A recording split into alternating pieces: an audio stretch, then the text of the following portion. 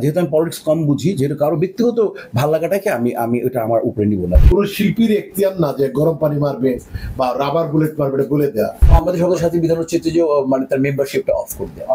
আইন প্রমাণ চাই, আমি স্বীকারোক্তি দিয়ে তুই বলে দিয়ে মার্ডার করেছে, কাজ হবে না।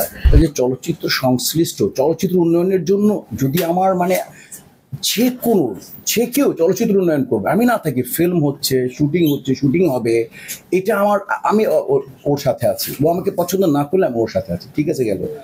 তো আমি যারাই করুক, আমাদের এফডিসি কর্তৃক করুক, এফডিসির বাইরে করুক, ফিল্ম বানাচ্ছে, ফিল্ম করতেছে, অনেক অভিনেতা অভিনেত্রী আছে, টেকনিশিয়ানস আছে, এটার সাথে আমি আছি, এটা হলো মূল। আর এটার সাথে মানে পলিটিক্যাল তুমি শব্দটা আমি অ্যালাউ করবো, লেজুর ভিত্তি হলে আমার কাছে মানে মানুষের ভালো লাগা বলতে পারো তুমি। এখন পলিটিক্যালি কারো মতামত থাকতেই পারে, এটা তার ব্যক্তিগত ব্যাপার। কারো ব্যক্তিগত ব্যাপারটাকে আমি এটা, যেহেতু আমি পলিটিক্স কম বুঝি, যেহেতু কারো ব্যক্তিগত ভালো লাগাটাকে আমি আমি এটা আমার উপরে নিব না, এটা তার ব্যক্তিগত ব্যাপার। একটা আর্টিস্ট যদি একটা আর্টিস্ট যদি পলিটিক্স করতে পারে, তার যদি কোয়ালিটির সাথে সে যদি সময় দিতে পারে, সে করতে পারে, সে তার ব্যক্তিগত ব্যাপার।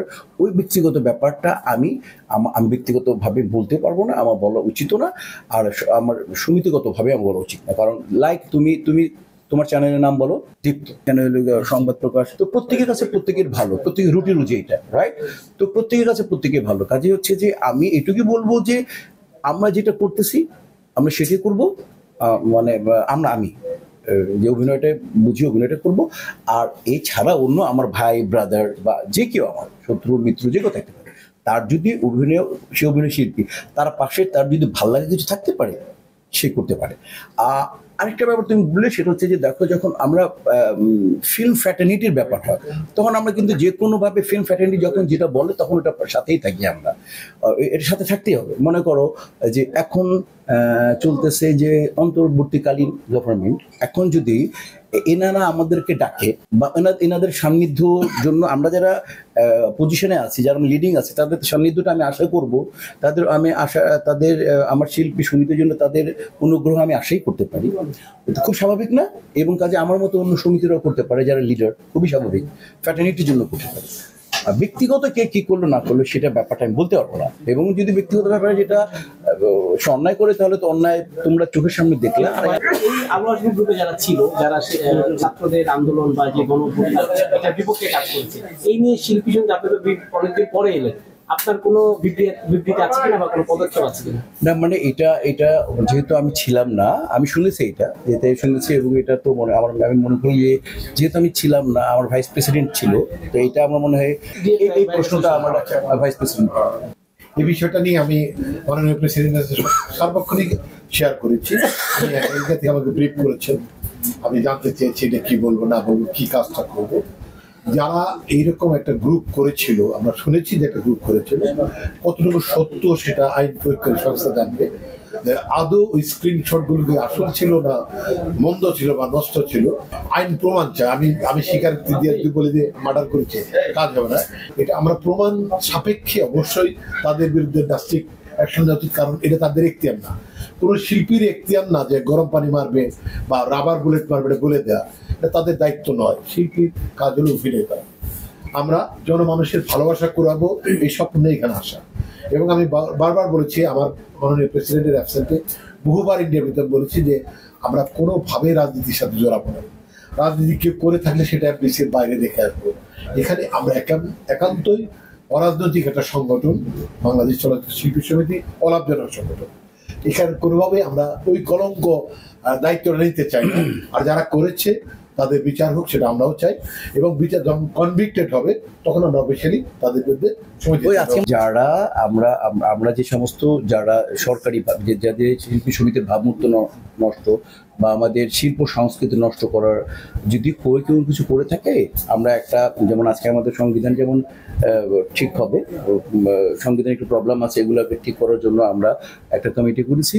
আর আমরা বলেছি তাহলে দেখেন যে এর মধ্যে কারা কোন কমপ্লেন করে কিনা, সেটাও আমরা চোখে রাখবো না আমার ভাই, যে সেটাও আমরা দেখবো। যদি কেউ এরকম কোনো কিছু করে করেই থাকে যেটা দেশের জন্য ঠিক না বা যেটা রাষ্ট্রের জন্য ক্ষতিকর, শিল্পের জন্য ক্ষতিকর, তার সেই ব্যবস্থা আমরা নিই। শিল্পী সমিতি সংস্থা হচ্ছে না, শিল্পী সমিতি আমাদের সংবিধানটা আছে না, অনেক কিছু আমাদের এমনিতে ওইটার এটার সাথে না, শিল্পী সমিতির অনেক কিছু আছে না যে হয়তো ওই সময় ঠিক ছিল, এখন ঠিক না। আমরা দেখলাম যে এগুলো অনেকগুলো ক্লজকে আমরা ঠিক করবো আর কি। আমাদের সোশ্যাল ওয়েলফেয়ারতে আমরা একটা টিম করে টোটালটা নিয়ে আমরা বলতে পারি সংস্কার হচ্ছে শিল্পী সমিতির। না না না, তো হোয়াটসঅ্যাপ ছিল না, শিল্পী সমিতি সংস্কার হচ্ছে না, কথা বলতে শিল্পী আধুনিক শিল্পী সমিতি অনুচ্ছেদটা আছে না, যে বিধানটা আছে না, ওর কয়েকটা পয়েন্ট নীতিমালা চেঞ্জ হচ্ছে, নীতিমালা কিছু কিছু বিষয় আমরা করবো বিধান, মানে আমাদের সকল সাথী বিধান হচ্ছে যে মানে তার মেম্বারশিপটা অফ করে দেয়। আপনারা জানেন তো সোশ্যাল ওয়েলফেয়ারের একটা, আমাদের সোশ্যাল ওয়েলফেয়ারের আন্ডারে আমরা একটা সংস্থা,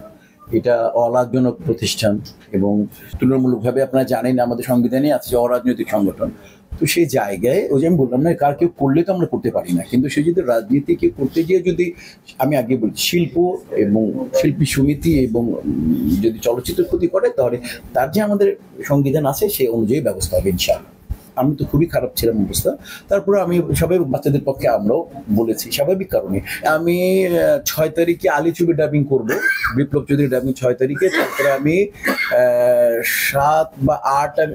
7 তারিখে করব কবি ছবি ডাবিং, এরপরে বরবাদ ছবি আউটডোরে চলে যাব, 2 দেশে শুটিং, নতুন ছেলে মেয়েদের হৃদয়ের ছবি, বরবাদ ছবি শুটিং করব, এখান থেকে এসে করব আমি যাযাবর তাজু কামরুলের ছবি করব, এরপরে বললাম খোকনের একটা গান বাকি আছে আগুন ছবি, ওইটা গান করব।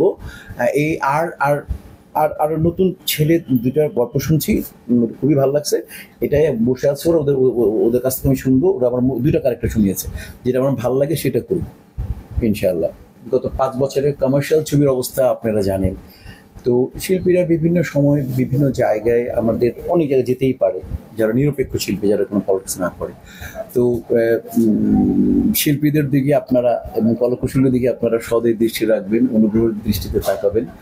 আর একটা গল্প দিয়ে শেষ করবো, সেটা হচ্ছে যে একটা বাচ্চা তার বাবার হাত ধরে একটা জাস্ট জাহাজ বলি বা কিস্তি বলি বা লঞ্চ বলি, ওটার মধ্যে উঠলো, ওয়েদার ভালো ছিল না, তো তখন নদী পার হচ্ছে, মাঝখানে দেওয়ার পর ওয়েদার খুব খারাপ হয়ে যায়, মারাত্মকভাবে আকাশ মেঘলা হয়ে যায়, ঝড় বাদল আরম্ভ হয় এবং উথাল, তখন ওই জাহাজের মধ্যে উথাল, তখন বাচ্চাটা তার বাবার হাতটা ধরে, যখন সামনে যায় আরো অবস্থা খারাপ, একেবারে মানে বিজলি এখানে চমকাচ্ছে, জাহাজ উপর নিচে করতেছে, মানে যে কোনো সময় যে কোনো ঘটনা ঘটতে পারে। তখন বাচ্চাটা বাবাকে বলতেছে, বাবা তুমি আমার হাতটা ধরো।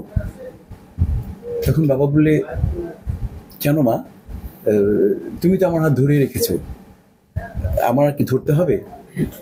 তখন বাচ্চা যে কথাটা বললো, ওইটা আমি আপনাদেরকে বলি, ওইটা একটু শুনবেন। সেটা হচ্ছে, বাচ্চা বললো যে বাবা আমি তোমার হাত, হ্যাঁ আমি বিপদগ্রস্ত অবস্থায় আমি তোমার হাতটা ধরেছিলাম, এটা ঠিক, কিন্তু আমি এইটুকু জানি যে নৌকাটা যদি ডুবে যায়, যত ওয়েদার খারাপ হোক, যদি নৌকা ডুবে যায়, আমি যদি তোমার হাত ধরেছি আমি ছেড়ে দেব, কিন্তু তুমি আমার বাপ, তুমি আমার গার্জেন, নৌকা ডুবে গেলে তুমি আমার হাতটা ছাড়বে না, এই জন্য তুমি আমার হাতটা ধরো।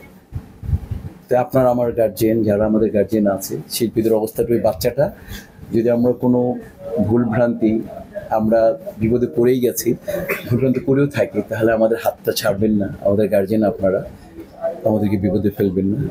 সংবাদ, ফিচার ও অনুষ্ঠানের জন্য ভিজিট করুন সংবাদ প্রকাশের ওয়েবসাইট এবং যুক্ত থাকুন ফেসবুক পেজ ও ইউটিউব চ্যানেলের সঙ্গে।